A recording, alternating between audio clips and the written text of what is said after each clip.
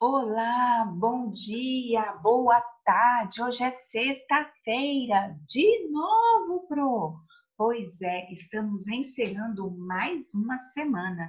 E para a nossa primeira aula de hoje, nós temos a nossa correção de português, lá na página 54, onde nós vimos a fábula do leão e do ratinho, uma fábula bem conhecida.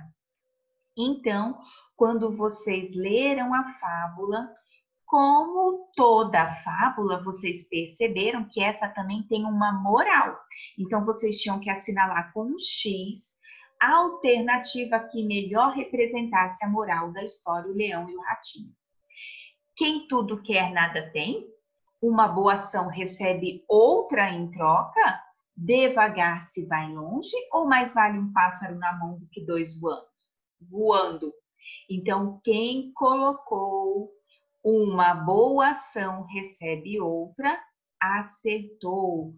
Qual foi a boa ação, hein, turminha? O ratinho, né? O ratinho, quando ele pediu para o leão não devorá-lo e o leão não devorou, o ratinho falou: mas um dia eu vou te ajudar. E ajudou. Então, uma boa ação recebe outra em troca. O texto apresenta alguma fala de personagem? Tem fala de personagem? Vamos lá. Olha só. O ratinho logo pensou que seria devorado, por isso suplicou ao leão. 2 pontos. Por favor, liberte-me. Assim um dia poderei ajudá-lo em uma situação difícil. Então, tem fala de personagem? Tem. Qual parágrafo?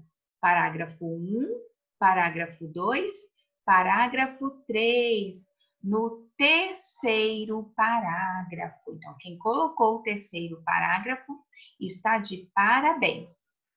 Lá na letrinha C, pedia para a gente pintar no texto a parte do narrador e a fala da personagem com as pontuações adequadas. Mas que pontuações são essas, Pro? Quando entre os 2 pontos que o narrador deixa para o personagem falar. E o personagem entra com o quê? Com a fala e o antes vem o travessão. Então, aqui nós temos, ó, o ratinho logo pensou que seria devorado, por isso suplicou ao leão. Por favor, liberte-me, assim um dia poderei ajudá-lo em uma situação difícil. Então, o narrador falou 2 pontos e o ratinho deu a sua fala.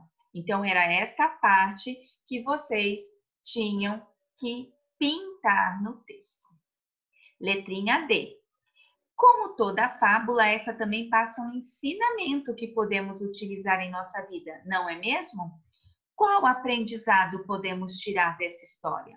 O que você poderia responder para mim? Que nós não podemos desdenhar, não ter grande consideração um com o outro, né? Então, aqui eu poderia dizer que eu não poderia tirar, não subestimar o ratinho ou o ratinho não, o leão, porque o leão não, o ratinho, porque o leão achava que o ratinho não ia ajudar ele em nada, porque ele era muito pequenininho.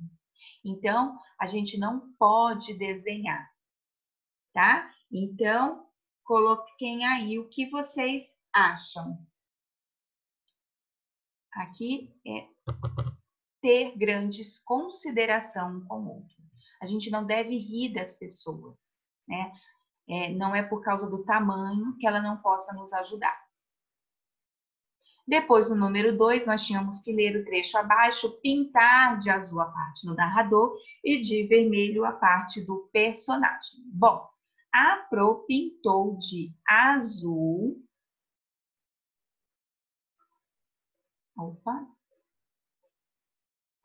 Vamos achar onde está. Está aqui. A parte azul é o narrador e onde tem o travessão é o personagem. Pro, mas não era para pintar de vermelho? Sim, mas se a Pro pegasse o canetão vermelho, olha o que iria acontecer, ó. Ah, não dá agora. Ele ia ficar todo escuro, não dava para a gente enxergar. Então, a Pro resolveu pintar de rosa, mas vocês devem pintar de vermelho. Combinado? Então, onde nós temos travessão, é fala de personagem. E o restante é tudo o narrador. Como ficariam as seguintes frases se fossem ditas pelas próprias personagens e não contadas pelo narrador? Então, nós teríamos que refazer isso daqui. Antes de ir embora, os alunos perguntaram à professora se haveria tarefa de casa para o dia seguinte. Como que eu iria colocar? Antes de irem embora, os alunos perguntaram à professora. 2 pontos. Vai para outra linha. Travessão, olha só. Vou aumentar aqui, ó. Antes de irem embora, os alunos perguntaram à professora. 2 pontos. Eles vão perguntar. Isso é o narrador que está falando. Aí, parágrafo, espacinho, travessão, é o tracinho que fica no meio da linha. E aí, a pergunta do aluno. Haverá tarefa de casa para amanhã? Ou amanhã terá tarefa de casa? Então, amanhã terá tarefa de casa? Não. Haverá tarefa de casa para amanhã? Então, ele está querendo saber se vai ter lição de casa para amanhã. Então, você tinha que escrever a parte do narrador e depois a parte do personagem, quando ele pergunta.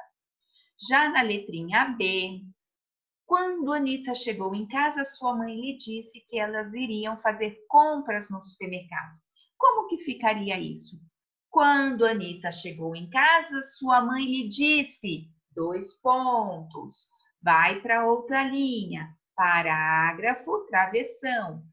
Filha, nós vamos fazer compras no supermercado. Ou filha, nós iremos ao supermercado fazer compra. Então, tem que ter a fala do narrador e o que a mãe está dizendo para a Anita. Aí, no número 4, vocês tinham que pegar o dicionário e descobrir o significado de cada palavra no contexto da frase. Então, a garotada toda acordou cedo para nadar no lago. O que significa esse cedo? São as primeiras horas do dia, bem cedinho, né? Antes da gente ir para o lanche, bem cedo, a gente acorda bem cedo para ir à escola. São as primeiras horas do dia. Eu sempre cedo às vontades dela. Olha só, cedo e cedo às vontades. O que significa eu cedo às vontades dela? É a ação de ceder, de conceder. Sempre eu peço as coisas para a mamãe e a mamãe me dá. Então, a mamãe está cedendo, certo? Eu vou ao mercado e peço para a mamãe comprar uma Nutella para mim. E a mamãe sempre compra tudo que eu peço. Então, é o ato de ceder. Eu morro de medo de escuro. O que significa esse morro?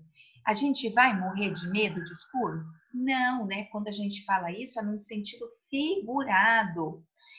Que a gente vai sofrer muito, experimentar uma forte emoção.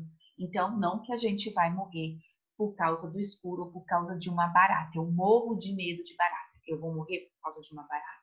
Não, né? É um modo de falar, é um jeito de falar. Então, a gente fala que é um sentido figurado. Eles subiram um morro para ver o pôr do sol. Esse morro aqui é uma elevação de quê? De terra, né? Então, o morro, a gente não pode esquecer, deixa eu colocar uma letra maiúscula aqui, nós não podemos esquecer que o morro, nós vamos aprender isso ainda, o morro ele é mais baixo do que a montanha. O morro e a montanha é mais alta, o morro é mais baixo. Eu posto algumas fotos de vez em quando nas redes sociais. Eu envio algumas fotos de vez em quando nas redes sociais. Eu coloco algumas fotos. O posto que meu pai ocupa no trabalho é de supervisor. O que é esse posto? Posto de gasolina? Não, é a função do papai, o cargo do papai. No trabalho é de supervisor. Aí, no exercício 5, o Urbano começou a perceber palavras com mais de um significado. E ele viu lá no manual de ossos que tinham alguns ossos que nós temos no nosso corpo, mas que também é totalmente diferente de um outro significado que a gente conhece essas palavras. Então, rádio, que é o osso do antebraço, né? Que outro significado que tem de rádio? Eu conheço o rádio como um aparelho de eletrônico que recebe e emite sinais sonoros, que toca música, né? Que o radialista fica falando e vai tocando muitas músicas. E o martelo, que é um pequeno ossinho que a gente tem dentro da orelha? Ah, não, Pro. O martelo que eu conheço é uma ferramenta de cabo de madeira e na pontinha dele é de ferro, que a gente pode utilizar para pregar os pregos na parede e fazer um monte de coisa, certo? Aí depois, na número 6, nós tínhamos vários diálogos, né? Os nossos amiguinhos conversando e falando a mesma palavra. Mas nós tínhamos que pintar os balõezinhos em que as palavras destacadas possuem a mesma pronúncia, ou seja, não muda o modo de falar. Então, o Urbano fala assim: eu gosto do cheirinho de café, mas o gosto não é muito bom. E aí? Gosto e gosto é a mesma coisa? É o mesmo pronunciamento na hora de falar? Não, é diferente. Gosto e gosto é mais fechado. No verão, vocês voltarão aqui e verão esta árvore bem crescida. Mudou a pronúncia? Não, a pronúncia é a mesma. No verão, vocês voltarão aqui e verão. Então, esta parte eu deveria colorir. Então, vamos colorir. Vamos pegar uma canetinha amarela e pintar bem bonitinho. Vamos lá. Vamos colorir. Lembrando que a Pro está com um pincelzinho e pode sair um pouquinho fora. Mas você que é muito dedicado, não vai sair nada fora. Bom, pintei. Vamos para a outra. Eu sempre começo a ler a revista pelo começo, a partir da primeira página. Eu sempre começo pelo começo. Começo e começo é a mesma pronúncia? Não, a pronúncia fica diferente. Começo, começo, fica uma pronúncia diferente. Vou tirar algum dinheiro do banco e comprar mais um banco para pôr na varanda. E aí? A palavrinha banco mudou a pronúncia? Isso mesmo, não mudou. Então, nós vamos também colorir. Pro, pode ser de outra cor? Pode ser de outra cor. Tem que ser igual à sua, Pro? Não tem que ser a mesma cor da Pro. Pode ser qualquer cor. Combinado? Pintei. Vamos voltar lá para o nosso exercício 7.